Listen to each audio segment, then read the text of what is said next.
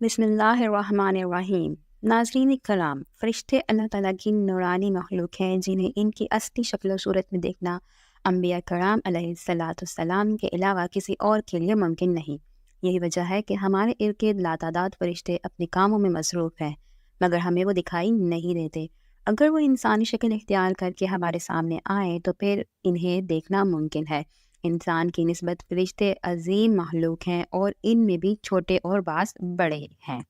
فرشتوں کے پر، فرشتوں میں بعض کے 2 پر ہیں اور بعض کے 600 پر ہیں۔ قرآن کریم میں ارشاد پاک ہے کہ اللہ تعالیٰ ہی کے لیے تمام تعریفیں ہیں جو آسمان اور زمین کا پیدا کرنے والا ہے اور 2 3 4 پروں والے فرشتوں کا اپنا قاصد بنانے والا ہے۔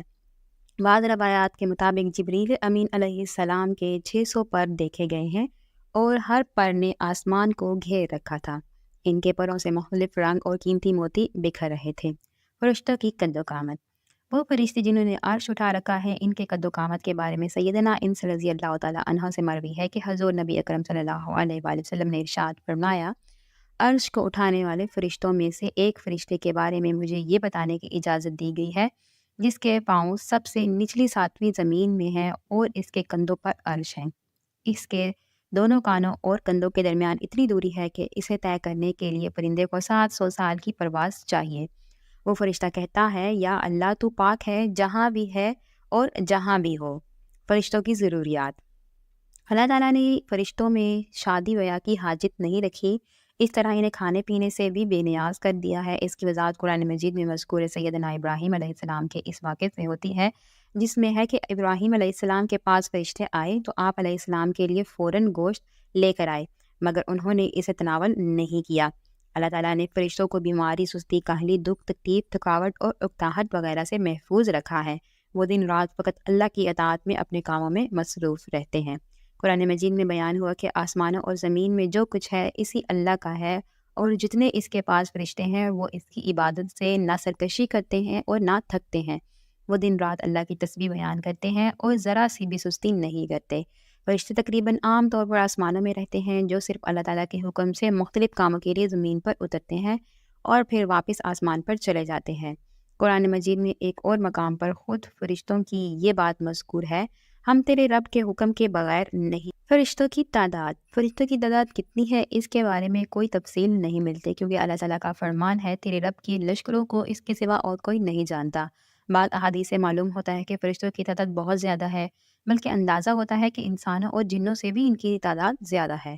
سیدنا ابو ذر رضی اللہ تعالیٰ عنہ سے مروی ہے کہ اللہ کے رسول صلی اللہ علیہ وآلہ وسلم نے فرمایا، آسمانوں میں کہیں 4 انگلیاں جگہ بھی ایسی نہیں جہاں کوئی نہ کوئی فرشتہ سجدہ ریز نہ ہو۔ سیدنا عبداللہ بن مسعود رضی اللہ تعالیٰ عنہ سے مروی ہے کہ اللہ کے رسول صلی اللہ علیہ وسلم نے فرمایا، قیامت کے روز جہنم کو اس حال میں لایا جائے گا کہ اس کی 70 لگامیں ہوں گی اور ہر لگام کے ساتھ 70,000 فرشتے ہوں گے جو اسے کھینچ کر لا رہے ہوں گے۔ فرشتوں کی ایک اہم خاصیت، فرشتوں کی ایک اہم خاصیت یہ بھی ہے کہ وہ اللہ تعالیٰ کے حکم سے اپنی شکل و صورت کے علاوہ کوئی اور صورت بھی اختیار کر سکتے ہیں۔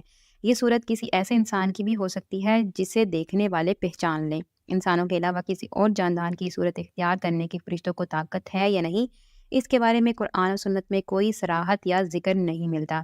البتہ ان کی انسانی شکل اختیار کرنے کے واقعات ضرور ملتے ہیں جن سے یہ اندازہ ہوتا ہے کہ فرشتے اللہ تعالیٰ کے حکم سے دیگر شکلیں بھی اختیار کر سکتے ہیں۔ سیدنا ابراہیم علیہ السلام کے پاس فرشتے انسانی شکل میں آئے اور ابراہیم علیہ السلام ان فرشتوں کو پہچان نہ پائے۔ پھر فرشتوں کے بتانے پر آپ علیہ السلام کو معلوم ہوا کہ یہ انسان نہیں ہے بلکہ فرشتے ہیں۔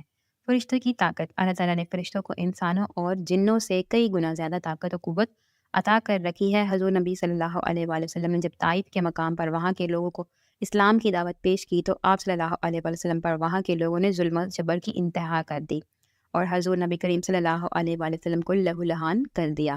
تو اس مقام پر سیدنا جبرائیل امین علیہ السلام تشریف لائے، انہوں نے آواز دی اور کہا کہ اللہ تعالیٰ حضور نبی کریم صلی اللہ علیہ وسلم کے بارے میں آپ کی قوم کی باتیں سن چکا ہے، جو انہوں نے آپ کے خلاف اقدام کیا وہ بھی دیکھ چکا ہے۔ آپ کے پاس اللہ تعالیٰ نے پہاڑوں کا فرشتہ بھیجا ہے، آپ ان لوگوں کے بارے میں جو چاہیں اس فرشتوں کو حکم دیں۔ اس کے بعد پہاڑوں کا فرشتہ مخاطب ہوا، اس نے حضور نبی اکرم صلی اللہ علیہ وسلم کو سلام کیا، پھر عرض کی، اے اللہ کے رسول، آپ جو حکم دیں گے میں اس کی تعمیل کروں گا۔ اگر آپ چاہیں تو میں دونوں طرف کے پہاڑوں کو ان پر لا کر ملا دوں جن سے یہ پس جائیں گے۔